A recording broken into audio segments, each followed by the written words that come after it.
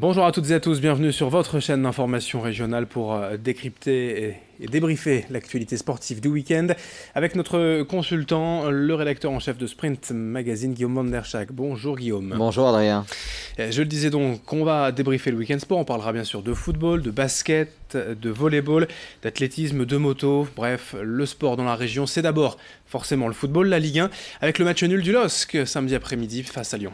Et oui, et quand on se baladait du côté du parvis du stade Pierre-Mauroy après le match samedi, il y avait vraiment deux types de réactions, il y avait deux sons de cloche, il y avait ceux qui ne comprenaient pas comment le LOSC avait fait pour ne pas remporter ce match, et puis il y en a d'autres qui disaient face à Lyon, face à une équipe qui a dominé, qui est quand même dauphin aujourd'hui du PSG, même s'ils ont rétrogradé d'une place, mais ils sont toujours sur le podium, eh bien ça reste un bon résultat. Moi je suis plutôt d'accord avec cette deuxième option. Alors dans le premier quart d'heure de cette partie, eh bien l'Olympique Lyonnais a dominé, a eu quelques situations intéressantes, ils n'ont pas réussi à transformer, et puis sur un contre, Loïc Rémy a inscrit son premier but sous les couleurs lilloises, 1-0 pour le LOSC, l'Olympique Lyonnais repart à l'attaque, et puis à la demi-heure de jeu, eh bien Loïc Rémy se transforme en passeur, permet à Nicolas Pepe de prendre le large, de doubler la mise, 2-0 pour Lille, c'est presque inespéré au regard de la physionomie de la rencontre, et même en fin de première période, Jonathan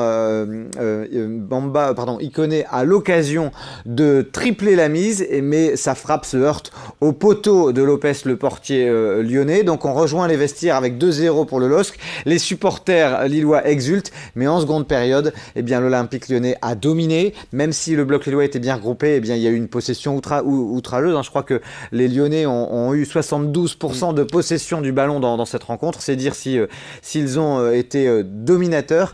Et puis, bien forcément, à peu près, je crois que c'était à la 66e minute, Lyon est revenu, un but, et puis Lyon a égalisé en fin de rencontre à la 86e. C'est à mon sens, un bon résultat, parce que d'abord, il ne faut pas oublier que le LOSC est toujours invaincu sur sa pelouse, alors que ça fait déjà 15 journées de Ligue 1 en championnat. Le LOSC est toujours invaincu à domicile. Et puis de toute façon, Christophe Galtier l'a dit, lui il arrive à se satisfaire de ce résultat nul, c'est un bon point, moi je m'en réjouis, a-t-il dit en conférence de presse d'après-match. Et puis il faut vite Adrien avoir la tête au match de demain, parce qu'il y a un autre choc au sommet très rapidement après ce choc face à Lyon, c'est un match face à Montpellier. Juste pour revenir quand même sur ce match à Lyon, là où les personnes les plus critiques vont peut-être trouver des arguments, c'est qu'on attendait en fait un test vraiment face à un gros du championnat, et que dans le jeu, certes il y a un match nul, mais que dans le jeu, Lille a quand même été dominé. Oui, Lille a été dominé, mais Lille a montré que face à un cadre du championnat, il savait tenir en défense, même si ça se termine par un match nul. On a vu les Lillois se battre. On a vu des images qu'on n'avait pas vues la saison dernière, ou très rarement, où les Lillois ont tout fait pour tenir le score face à des Olympiens qui étaient samedi après-midi, qui leur étaient un peu supérieurs. Eh bien, le LOSC peut se féliciter de ce point du match nul. J'aurais pas dit la même chose face à d'autres équipes, mais face à Lyon, on peut quand même se satisfaire de ce résultat. Et puis très vite, il faut avoir la tête dans l'Hérault, la tête pour ce match à Montpellier, qui a lieu donc demain soir. Oui, c'était un test face à Lyon, ce sera un autre test effectivement demain soir. Montpellier-Lille, c'est une journée en milieu de semaine, demain à 21h, on en reparlera bien évidemment. En Ligue 2, les résultats ? Alors, deux matchs nuls qui ont plus ou moins la même saveur. D'abord, le Racing Club de Lens qui disputait un match en Bretagne, à Lorient, qui était au moment de ce match deuxième du championnat. Eh bien, c'est plutôt un bon résultat pour Lens, qui a été dominé, qui a été mené 2-0 à la pause, et qui a réussi à revenir en seconde période. 2 buts partout. Le Racing Club de Lens est 4e de Ligue 2. Et puis, du côté de Valenciennes, là aussi, plutôt un bon match nul, même si c'était à domicile. C'était face au Paris FC, qui avant cette rencontre était 6e de Ligue 2. Un match nul 0-0 qui montre qu'ils ont de la ressource même face à des équipes plutôt réputées mais plus efficaces qu'elles.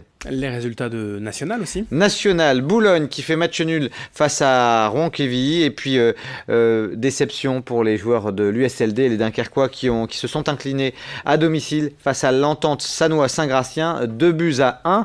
Un petit mot mot de foot féminin malgré tout pour vous dire que c'est un bon résultat hein, puisque les Lilloises ont fait une victoire face au Paris FC, 2-1, une victoire qui fait du bien. Elles en avaient besoin depuis de longues semaines. Elles n'avaient pas gagné, les joueuses du LOSC. On passe au basket avec une belle victoire pour Villeneuve d'Ascq. Oui, une belle victoire et une large victoire pour les guerrières de l'USBVA qui se sont imposées face à Montpellier, 98-68, plus 30. On va même considérer que c'est leur match référence depuis le début de la saison. Il faudra s'appuyer sur ce match, s'appuyer sur la confiance récoltée lors de cette rencontre face à quand même Montpellier qui est une équipe qui a souvent eu de bons résultats ces dernières saisons. Et puis Saint-Amand les filles de Saint-Amand ont été un peu courtes face à Bourges, une défaite 50-70. À noter en match amical, le Portel s'est un peu rassuré dans un début de saison en demi-teinte face à l'équipe de Rouen qui est une équipe de Pro B. Les joueurs maritimes se sont imposés 82-61. En volleyball, ça devient difficile pour Tourcoing. Ouais, difficile et même un tout petit peu inquiétant, hein, Adrien, parce que les Tourquenois ont semblé passer à côté de ce match face à Poitiers. Une défaite 3-0, même 25-13 dans le second set, c'est assez sévère. Donc les Tourquenois en sont toujours à 2 victoires depuis le début de la saison. Il va falloir vite relancer la machine.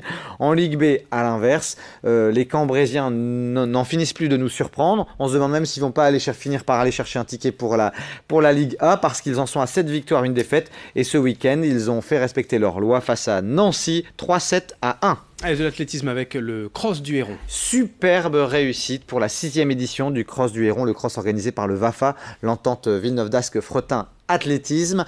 Il y a eu plus de 1200 participants et des très beaux résultats, notamment pour le club organisateur. On va commencer au honneur aux femmes par Margot Siraki, impressionnante sur le cross élite féminin. Elle a devancé tous ses adversaires. Elle a même fini très fort au sprint. Vraiment, c'est une très bonne recrue pour le club. Et puis chez les messieurs, on se doutait que, alors finalement, on avait annoncé des Kenyans qui n'ont pas été là. Hicham Briki a été un logique lauréat. En revanche, ce qu'on attendait moins, c'est la 2e place d'un autre sociétaire du club villeneuvois. C'est Morgan Fals qui termine à moins d'une minute d'Hicham Briki, qui a été impressionnant sur ce cross. Et puis, un petit mot pour dire que Louise Delay a terminé 2e féminine sur le cross populaire. Que des bons résultats donc pour le club organisateur.